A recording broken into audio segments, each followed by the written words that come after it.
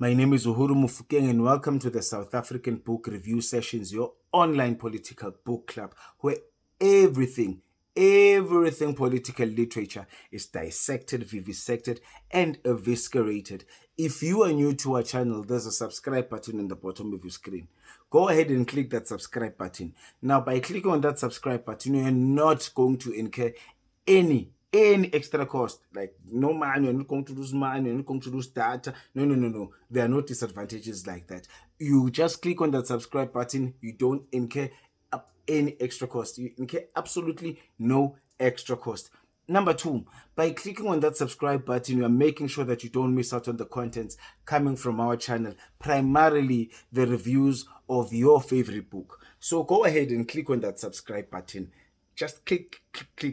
Now, what are we doing today? I think we're doing our 23rd book. It's a book by Dewald Van Rensburg. It's called VBS, A Dream Defrauded. Now, let me tell you quickly about VBS. I know VBS personally because I spent about 7 years at Thohoyandou. I was a student at the University of Venda. I got there 2009 and I left 2015 basically. Now, I was very impressed when I first saw VBS because I thought to myself, like, this is very incredible. Like, the black people in our country, who own a bank. Black people who own a bank. I was very impressed. I was actually impressed with the Bavenda people generally because they did not just own a bank. They owned hotels, like proper 4-star, 5-star hotels. It was theirs, like they owned those hotels. They owned insurance companies. When I got to Venda, there were Afpop. I never saw Afpop there. No, there was no Afpop. There was MTG. Yeah, no, properly black owned. Properly 100% black owned funeral parlors and funeral homes. I was very impressed by the way the Bavenda people presented themselves to me and others as a very self-sustained people. That was impressive. So the collapse of VBS got to me very much, and I really wanted to understand, like, how did this happen? Hence, I bought this book by Dewald Van Rensburg. Now, this book tells you about VBS, how it evolved from being just a building society, how it was started by Mphephu and his homeland aristocrat back in the days, saying, like, listen, the commercial banks are not funding our people to build houses in communal lands because they don't own title deeds to those places. So let's come up with our own bank that's going to do that. And they did just that. The political will. They did just that. Then they came up with the Venda Building Society. This Venda Building Society, it assisted so many of the residents of Venda, of many generations, to build houses, decent houses for themselves. You see, there are many problems in Venda, but then the problem of housing is not too much. It's not primary. It's not the main problem there. They actually, in their rural areas, they've got amongst the nicest houses you can find anywhere in the country. You can take some of their houses and put them in Constantia. They have serious value. Proper houses. These guys have a culture of building, and we can attribute some of that culture to VBS and how it contributed into building houses for many for many different classes of the residents of Venda. Now, this book tells us of the evolution from that building society into a mutual bank. It tells us of the time of the when the main investors were the PIC and a company called Jambeu. That's when Tshifhiwa Matodzi and Maanda Phalandwa comes into the picture. This book tells us about a number of figures, but then it is primarily a book about Tshifhiwa Matodzi. The others are supporting. They're just the supporting cast. Steering the main cast here. The main cast is Tshifhiwa Matodzi. Now, this book tells us of Tshifhiwa Matodzi, of his education, how it tells us how he was educated in Rao, and how he made contacts, most of whom were to be implicated, are being implicated actually in this book, and in Advocate Terry Mutau's The Great Bank Heist. Now it tells us of names like people like Maanda Phalandwa, as I've already mentioned, Andile Ramavhunga. It tells us of Phophi Mukhodobwane. It tells us of various, even it tells us of Robert Madzonga. It tells us of Maanda Manyatshe. It tells us of many connections who were made. Even tells us of some of them were not Venda. People like Hubusamang Mutwakai were being told about him here, and they all met at the Rao as students from as accounting students. This book also tells us how Tshifhiwa Matodzi managed to dribble everyone and actually find himself as chairperson of the VBS board, and how from that particular platform he launched the campaign of looting the VBS to the ground and creating a big empire. It tells us of his company Vele Investments and shareholders. It tells us of the role of the King Tony Mphephu Ramabulana. This book is not just about VBS. It also tells us the tale of Masindi, of how Masindi has challenged King Tony Mphephu Ramabulana in court and has won. This book also tells us of how King Tony Mphephu Ramabulana failed and betrayed his own people by putting his own interest first. It's this book. It's not me. It's not me. Don't fight me. No, don't fight me. It's this book. Get the book. You'll understand what I'm trying to say. Now, this book also, it tells us importantly of how Tshifhiwa Matodzi wanted to create a big financial empire. And he was already in a correct path. Besides a few glitches and challenges here and there. He wanted to secure himself an insurance company called Insure. He had almost got Insure into the bag. He wanted to get an asset management company. He wanted to complete all of this, all of the requirements actually to being given the license, the commercial banking license. And had he been given a commercial banking license, oh boy. And I say oh boy because of what I find in the book. Now, this book also, importantly, it tells us of this man's rise to power, how he betrayed his friend Maanda Phalandwa and his fellow colleagues in Chambeu. Though Chambeu did remain in the picture, it tells us of how he managed to lead Vele to become the major shareholder of VBS without paying a cent. Without paying a cent. This man, I see guys who are accountants are really smart. This guy would manage, move around things and manage this educated things of people, the things educated people do, and get the company, being given the rights to the products, being given the license of the products, being given share certificates without popping out a cent. This man would do that, and he would find a way of squeezing money out of VBS to secure the interest of Vele. This man actually created an empire by looting VBS. Not just him, everyone who was involved basically there. We used to get a big share of the cake. This book also, you see, what's very incredible, I want to talk about how all of this happened under the watch of the PIC, which is supposed to be government's watch into all of these things, and to check and to manage actually the investments of the pension money of government employees, man. You see, these guys had an obligation to make sure that VBS does not collapse, but they failed. They failed drastically on that duty. Now there are two individuals who were charged with that with the responsibility of oversight as far as VBS is concerned and PIC. One of them was the head of legal. I think his name is Ernest Nesane. The other one was the head of risk. His name was Magula. And these people were members of the VBS board, and they also benefited in Tshifhiwa Matodzi as looting machinery. Everyone would get a salary. They all, just imagine, you are part of you are deployed by the PAC to look after its interest. When you get there, the same people you must manage and look and actually monitor.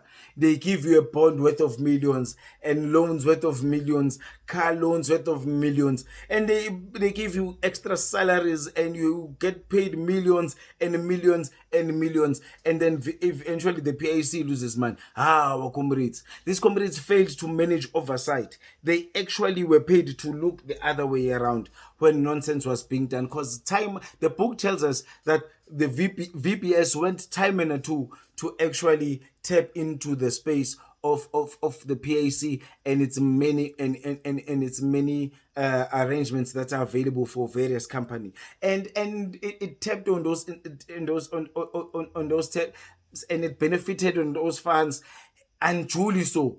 With these two looking the other way and getting reimbursed handsomely so with loans, and loans which they were not really expected to pay back. Basically, they were not really expected to pay back. Now, this book tells us that all of these comrades would get money.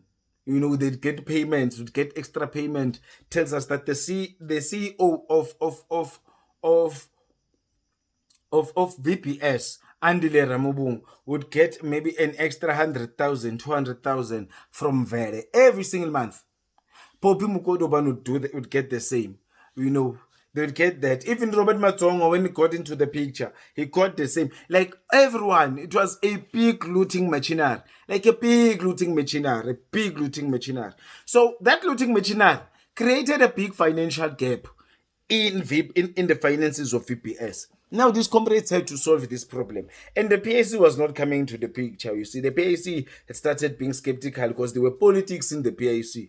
There were people acting there like, no man, this we can't do this, you know. And those politics created a big problem for VBS. Now VBS had to tap into other revenues for that particular resources. Now that's where the politicians come in.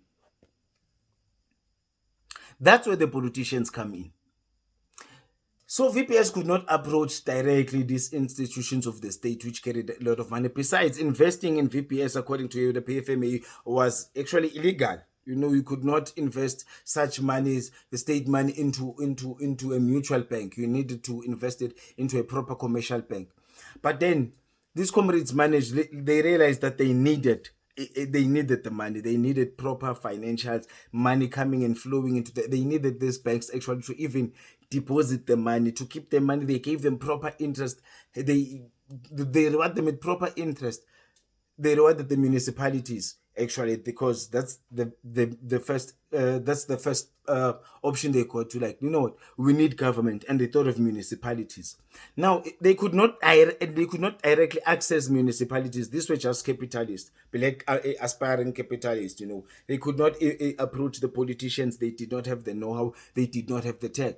So what then really happened was they had to get someone with the political know-how, and that's when comrades come in. Comrade Tony Mphephu, according to this book, was their go-to man. But then they could not access Comrade Tony Mphephu, the provincial treasurer of Limpopo, just anyhow. They had to approach him via a young man, his protege, a young man called Kabelo Matsepe, whom we call Bauba. A young man whom we are in the ANC, who must definitely be familiar with. They approach Bauba like, I'm China.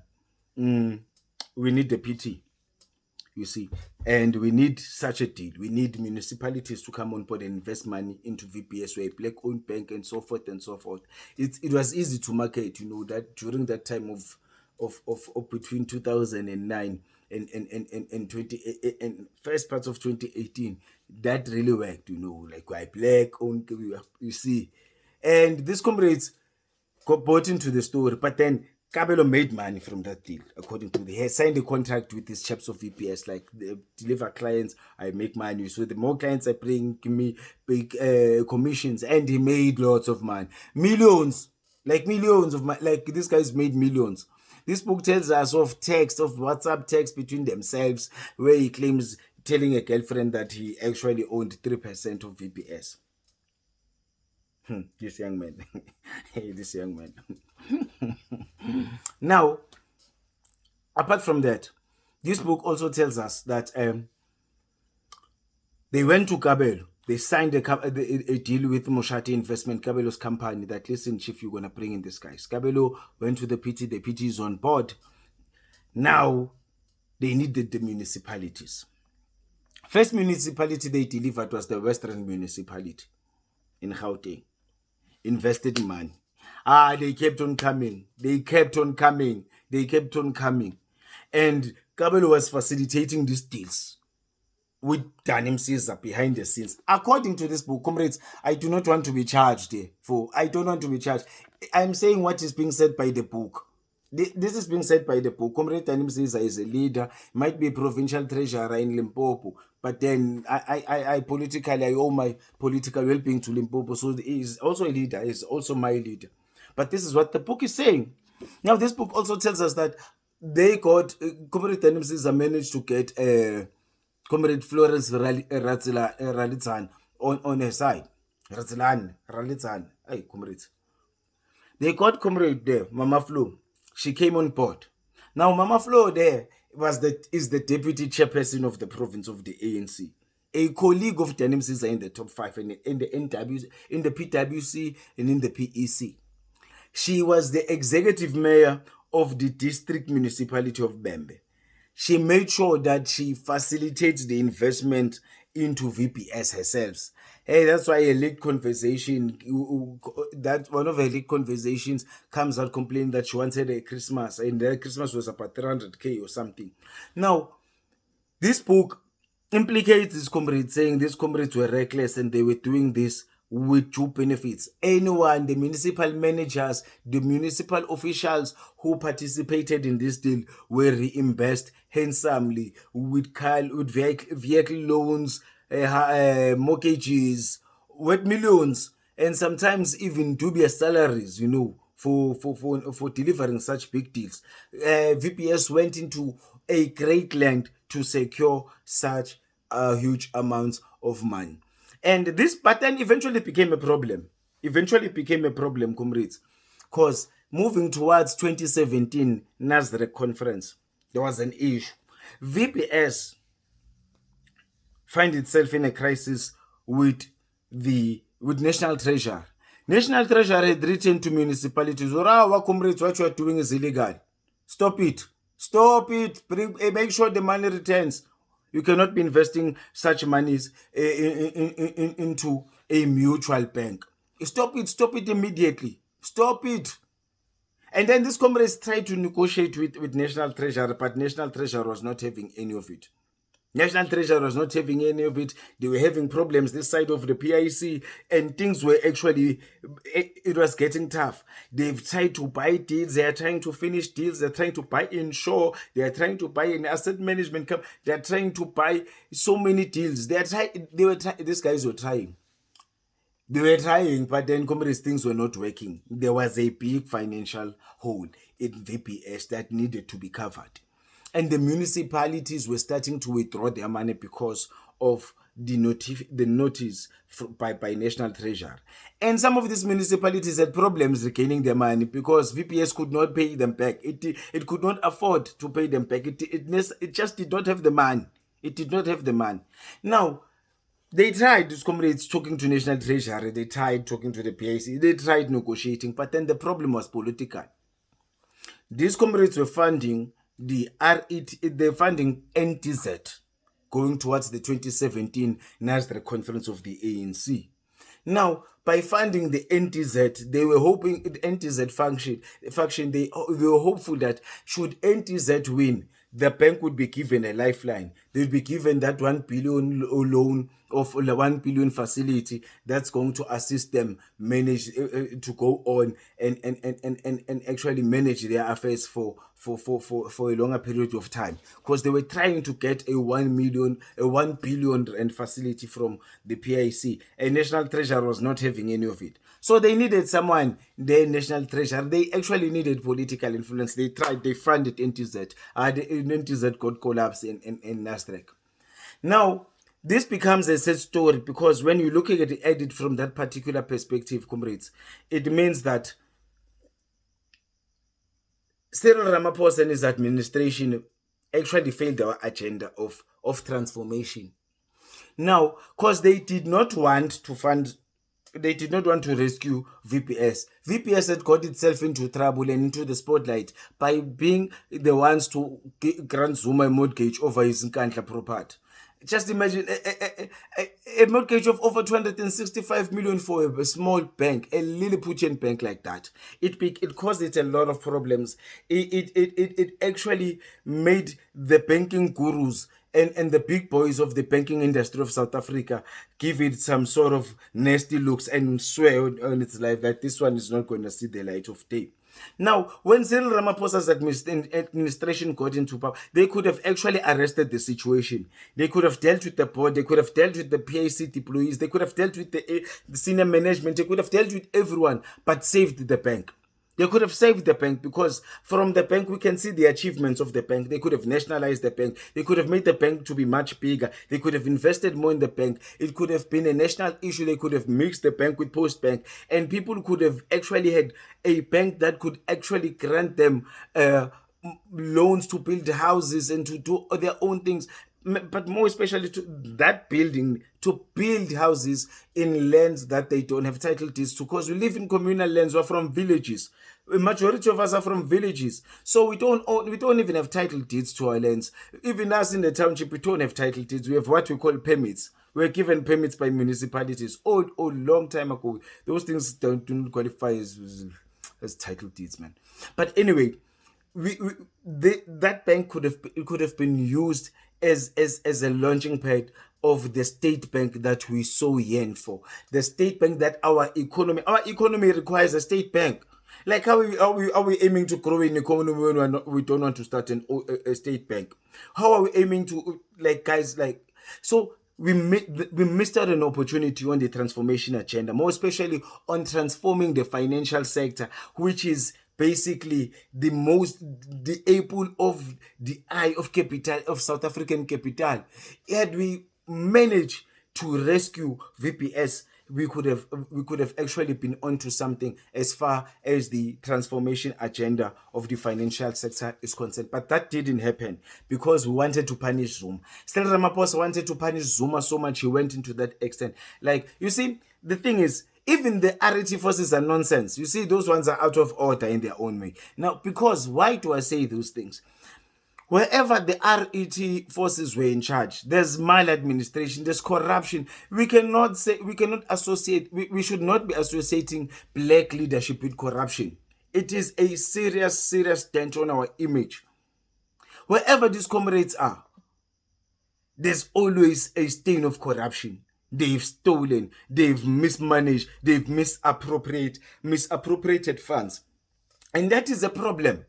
And that is a problem. It is a serious problem because, and that is why the story of VBS, the failure of VBS, is an indictment on both dominant factions of the African National Congress. This one of Cyril Ramaphosa, of Newton, and this one of RET, of Baba. Our comrades, no, man. No, these ones were destroying. They were just chowing in the name of chowing because they are black. And these ones don't want to rescue this because, no, man, it is the President Zuma saying he must come account. And it collapsed. And so many people lost. But then, coming back to the story, the book tells us about how these men have had their day in court. It tells us of how this thing has blown out of proportion. It tells us of comrades, this is a very sad story. It tells us of how many people lost their money. Apparently over 2 billion rands was lost through deposits. Like the normal people like me and you, like normal people, they lost so much money. People's parents, people's grandparents, over 2 billion rand in very harsh economic times. Our comrades, you see, this is a very sad story, man. The story of VBS, man. It is an indictment also to the government of the African National Congress, like our comrades. You see, the agenda of transforming the state. The first pillar of our movement, the state transformation. No, we are not serious about state transformation, let alone transforming the institutions that have become actually the mainstays of racism and exclusion and classism, such as the banking sector. The banking sector is largely and mainly white, with very few females also, Maria Ramos here and there. But then the others, they are white males, white Afrikaner males, and a few others who have just been co-opted now. We're not going to go anywhere on our agenda of transforming people's lives and delivering sustainable and sustainable socio-economic development to our people for as long as the banking sector is not transformed. This book, it's a very sad book for me. It's a disappointment, or even on black professionals. Most of these chaps are lawyers, black accountants, chartered accountants, auditors. People who are supposed to assist India in driving the agenda of transformation forward, because the ANC itself as a political organization is not capable to drive that transformation agenda forward without key sectors of society, and the professionals are amongst the primary sector that are supposed to assist the government to drive the agenda of transformation forward. These black professionals, instead of driving the agenda of transformation forward, stole and actually stole even the progress of blacks as far as the financial sector is concerned. Had these comrades behaved in a proper manner and advanced the agenda of the bank and not they advance their own agendas, I'm sure the bank would still stand tall and it would still be a beacon of black excellence in a field which is mainly white. So to me, how do I rate this book from 0 to 10? I'd rate this book a grade 7. I enjoyed this book. I loved this book. I relate to this book. I know the names of the people. I saw some of them uploading choppers on Facebook. I saw them standing in front of expensive cars week in and week out. We saw their lives. We saw them trending, exchanging huge amounts of money. We saw them having Toya Kolomo in a chopper. In a chopper, they had scope, a scope. These guys were boiling. We saw them doing those things. It was not something quite far from me. I saw them doing those things, and this book gave me an explanation how they did it. So it's a book that I really enjoyed. It is not too far-fetched. It's almost like this book. It's basically like Rob Rose's Steinheist. It will tell you the story of Steinhoff and Marcus Jooste. The difference is this one is white, an Afrikaner, and is free. He's in his farm enjoying himself with the cool breeze of the Atlantic Ocean and goes watch rugby whenever he wants to watch it anywhere in the world. He's a big baller. He's still a billionaire. He's still amongst the richest in the country. He's never had his day in court. I'm sure there's no docket written his name. There's no docket written. But then this is the same man who cost the JSE 200 and something billion in a day. This chap, very free, Marcus Jooste. But this chap's Tshifhiwa Matodzi, Phophi Mukhodobwane, Andile Ramavhunga, Robert Madzonga, and the likes, all have had their day in court, and clearly their trial is still going to take a very interesting turn. So to me, it seems like blackness is punished. You see, when you do a crime and you are black, you will get punished, you will get severely punished. But then when you do a financial crime, as a black man, you will get twice the punishment. This man did 5 times the crime that this one did. But then he's a free man, because he's white. And Ramaphosa is in charge. And our ANC government that protects the interest of... we need to take over the ANC. We honestly need to take over the ANC and redirect it back to an African nationalist organization that it used to be. Not this nonsense that we see today.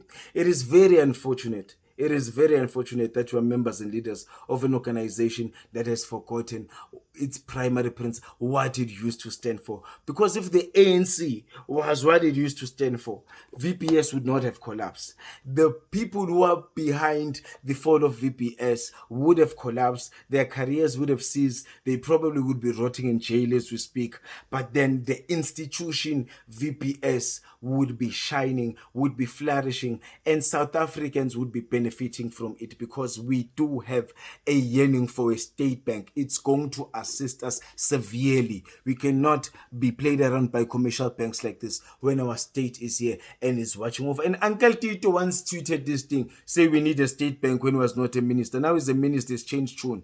God may not become like these old people. May we not become like these old people. Besides that, I enjoyed reading this book. I highly recommend it, more especially for comrades in Limpopo. I think you'll get an understanding of what this book. You cannot come here today and be divided and tell us about others being VPS and others. Hey, all of you benefited. Comrades, everyone benefited from this VPS. No one is holy. No one is holy. Everyone benefited from this VPS. Everyone in the higher echelons of power in the ANC. It is unfortunate that the deputy chairperson and the provincial treasurer are the ones to take the fall. But then, comrades, everyone, if it's a matter of even the EFF, this book tells you of how the EFF benefited, and it goes deep into the beneficiation of Julius Malema and Floyd Chibambu. Hey guys, this book, it's a good book, but still it leaves me with many questions, man. Why is blackness being punished like this in South Africa? Why is like comrades says I agree this comrades they committed a crime, they should be punished, they should have their day in court. But then it's like we're punishing them for being black. Like black people don't do such crimes. Because of that, you are going to suffer the fate. And Marcus just no set stel bas, place bas, jese bas, jese koning, jese an Afrikaner koning. Nonsense, man. Marcus Jooste must have his day in court. If Marcus Jooste is not having his day in court, let these comrades go. Let these comrades go, revive VPS, and let government take charge. But besides that, I enjoyed reading the book. And hey, ANC government, you know, one day we'll remember the power we had. We could have changed so many things, but instead, the gravy train. This book is a great book. I highly recommend it. Let's get the book. It's a pity it's written by a white man. It would have been nice reading this book being written by an African, more especially a Venda speaking individual. You know, like it would have been nice reading a book written by Andile Ramavhunga, Matelo Musa. You know, comrades, we like it would have been nice had this book been written by Bobochilo Mukananis. I know he writes like. Let's write our own stories, man. I cannot be doing reviews of books by Dewald Van Rensburg writing about black corruption. He must tell us about Steinhoff and why is Marcus Jooste not having a stay in court. But besides that, thank you for joining me. I enjoyed doing this review. I give it a good 7. A good 7 out of 10. A good 7 out of 10. Out.